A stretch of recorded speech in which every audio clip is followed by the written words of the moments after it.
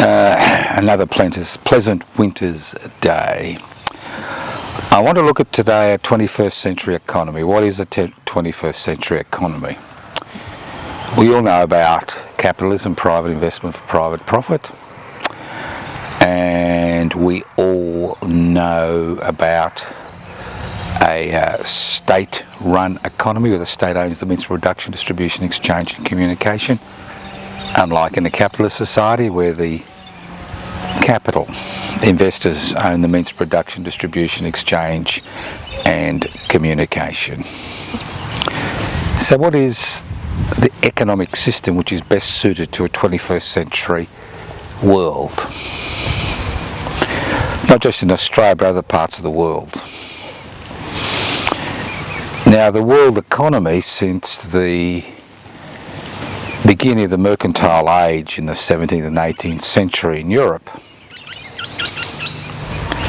has pivoted around the domination of economic activity by private investors and the domination of economic activity by the state. And in both situations we've seen massive failures. And nothing highlights these massive failures more than what's happening in Australia in 2024. If there's one sovereign nation state, one corner of the globe, that should be able to look after the interests of the minuscule population on a continent which is resource rich, it should be this country. But unfortunately, the land of milk and honey, the milk is curdled and the honey's become rancid. And it's not because of the people on this continent, it's not because of the lack of resources, it's not because of a lack of education or standing, but because the economy in this country is dominated by a private investment for private profit model. Now, we are told that a capitalist economic system is much more efficient and effective than a state-run centralised economic system because there's more competition, and competition ensures decreased prices and the availability of essential goods and services for everybody in a community. The fact is that unbridled capitalism, and we've seen that through the growth of privatisation and globalisation and deregulation and corporatisation, unbridled capitalism destroys competition, because what you see is the creation of mega corporations, as we see on the virtual platforms, as we see in the manufacturing area, the communication area, the healthcare area and many other areas of economic activity. So what we're seeing is a shrinking of competition and a domination of the economy by corporations that are too big to fail, that can actually fund their noses at governments and laws and regulations, and more importantly have a profound impact on the legislative agenda of governments irrespective of their political position on particular issues. So that's why it seems that nothing ever changes. So what are we recommending? What are we suggesting? Now, the term mixed economy has been around for a long time. But a mixed economy is the type of economy we usually define as what was in this country in the 70s and early 80s. And that is an economy where the private sector competed with the public sector, the state-owned enterprises, not owned by the people of this country, as we've seen over the last 40 years during the privatisation period, because assets that are owned by the government are not owned by the people.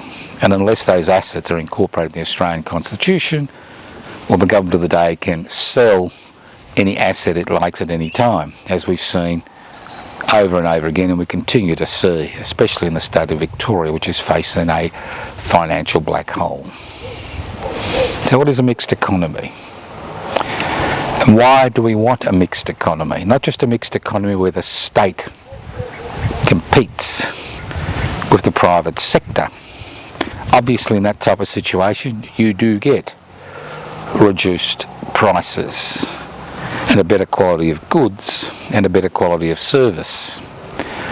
But I'm talking about a mixed economy that goes far beyond those concepts which have been around since the industrial age, concepts that have been around almost 300 years since the entrepreneurial age.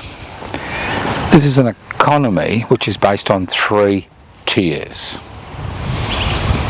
Obviously, you've got a private sector,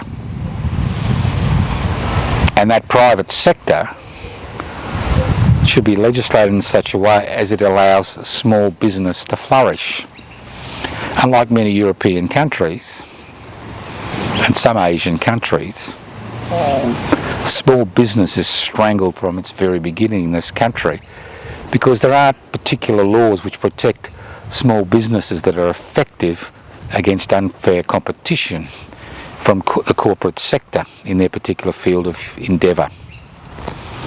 So obviously we need a capitalist economy where small business has the ability to expand, provide services without the problem of going bankrupt because of unconscionable behaviour by larger corporations, as we see consistently day to day in this country. At the same time, you cannot rely on small business in the corporate sector and the private investment to private profit model to provide competition. This is where the state sector is important, and the privatisation of essential services by successive state and federal governments have removed what little competition there was in Australian society because the large corporations have no competition because there are no state funded entities which are able to directly compete with them.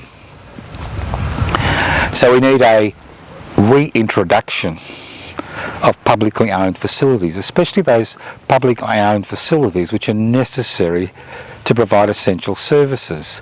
Publicly owned facilities are not necessarily there to make a profit, but are there to break even and can actually cross-subsidise the community. In a country as big as Australia, in terms of its size, it's essential that everybody is in a position to be able to access the resources which are necessary for life.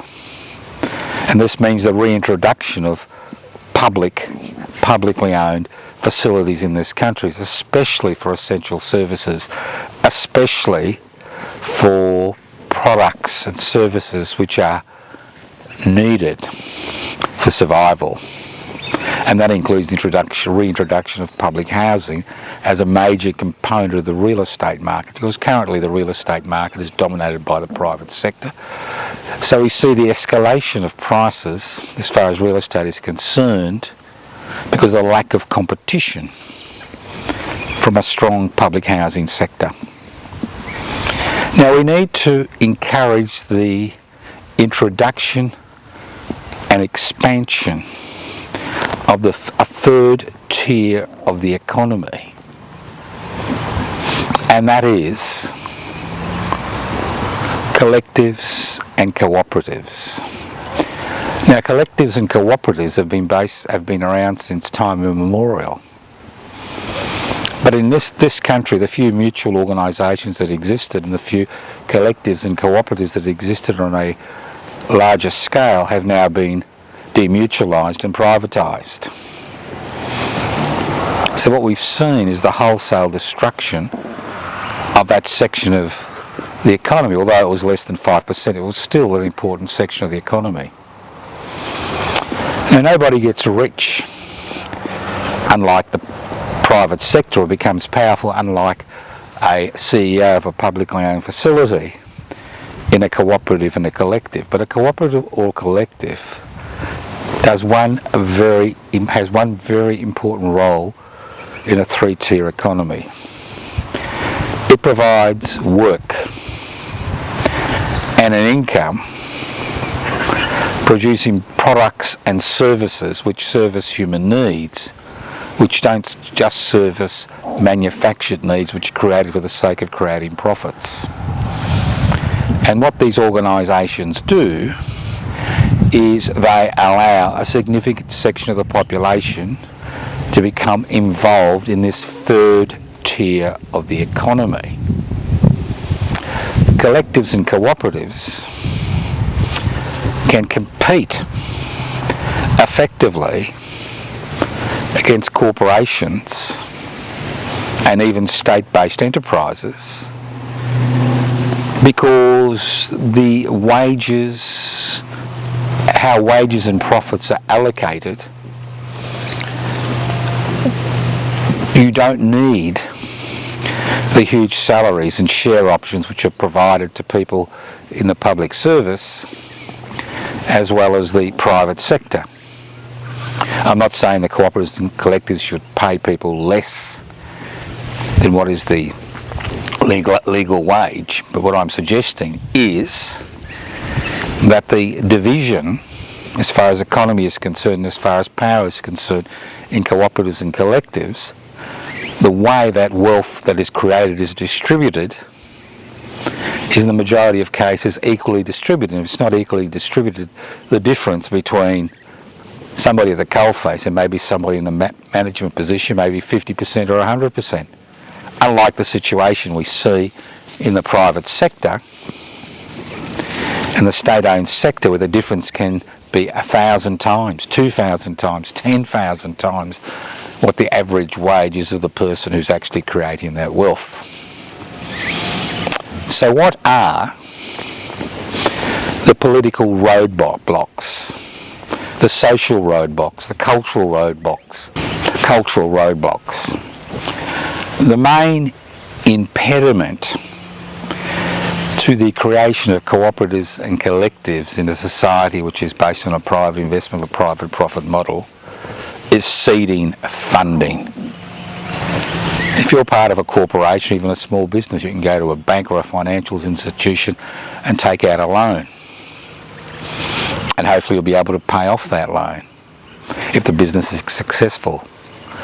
But no major or significant financial institution or bank in this country, no government entity, is willing to provide seeding funding for a cooperative or a collective which, as I said before, provides useful, productive work for a significant, can provide useful, productive work for a significant section of the population and ensure that any profits which are made are equally distributed among its membership.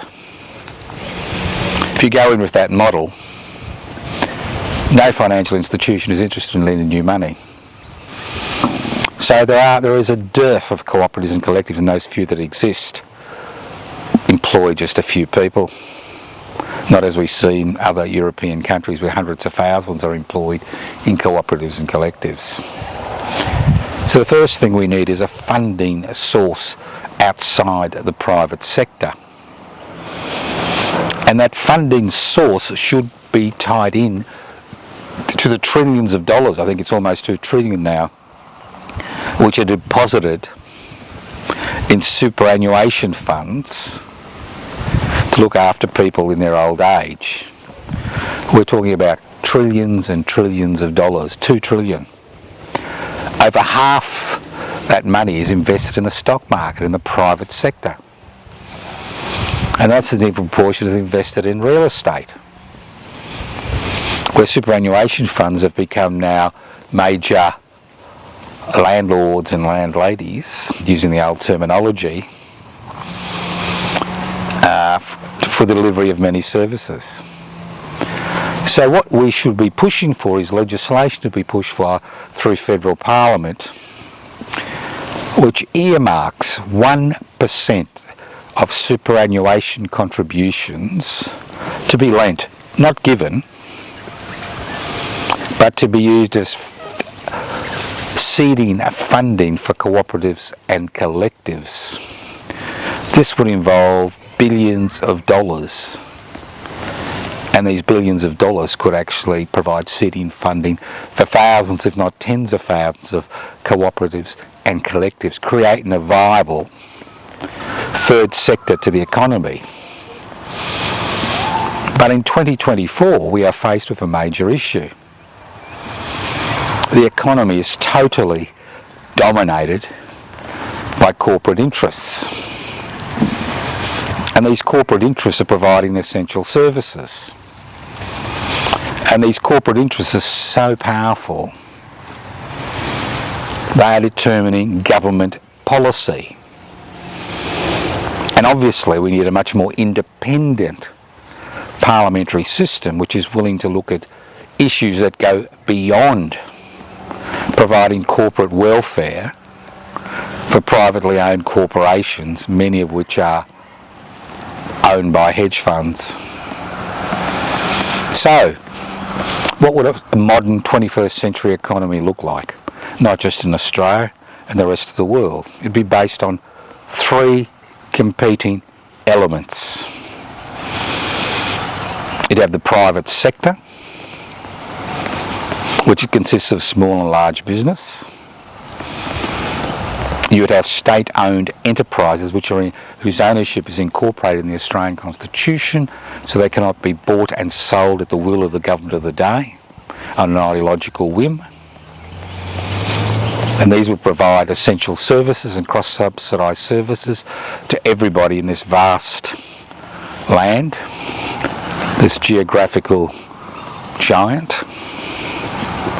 And at the same time, we would see 1% of superannuation contribution earmarked for providing funding for seeding funding for cooperatives and collectives. There are many people in our society who would like to work outside the private sector, who don't like working in a highly bureaucratised, hierarchical, state-owned sector, and be willing to work within economic structures that provide goods and services which are based on the satisfaction of human, not manufactured needs.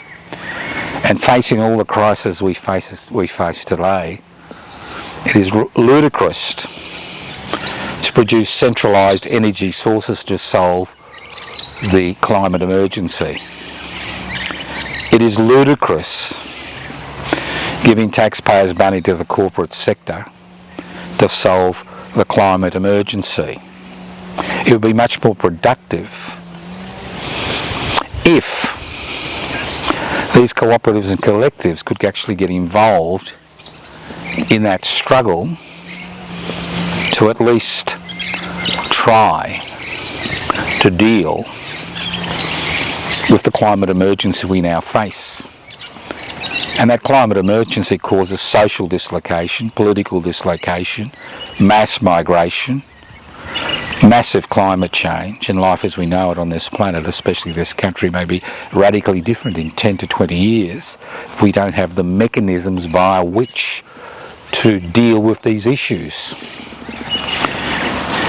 And the reintroduction of a publicly funded economy within this net free tier economy,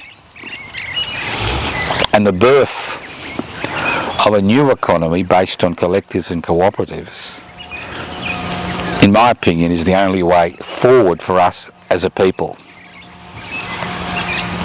I'm sick and tired of living in a society, you know, the land of milk, potential milk and honey. When the milk has become rancid, so the milk is curdled and the honey has become rancid,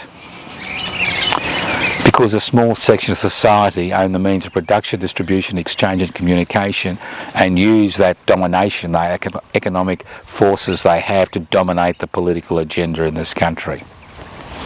Change is not only possible, it's not only desirable, it is necessary. And the creation of a free tier economy, especially with a vibrant cooperative collective sector, is the way forward. Now, public interest before corporate interest, which I'm a registered officer for, we have a policy on a mixed economy. We've had this policy for many years. The only problem is very few people in this country, let alone anybody in authority, is interested in challenging the power of that small section of society that owns the means of production, distribution, exchange and communication. We are willing to challenge that power.